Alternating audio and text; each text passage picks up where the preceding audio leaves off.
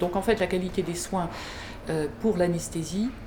et pour les patients se manifeste essentiellement en père-opératoire, c'est-à-dire qu'on est absolument certain que les patients dorment, et ceci grâce à des techniques d'administration des médicaments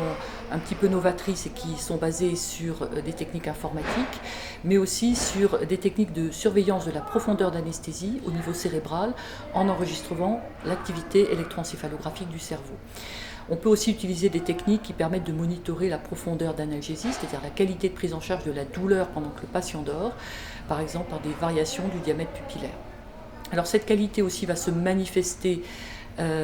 par une amélioration de la prise en charge de la douleur et une prévention des nausées vomissements après l'intervention.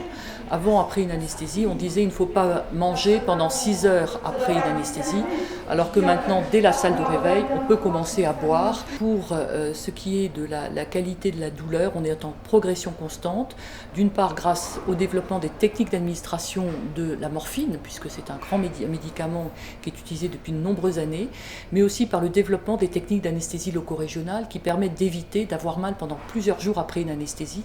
voire même de limiter le risque de douleur à distance de l'anesthésie, c'est-à-dire 2 mois voire 3 mois après.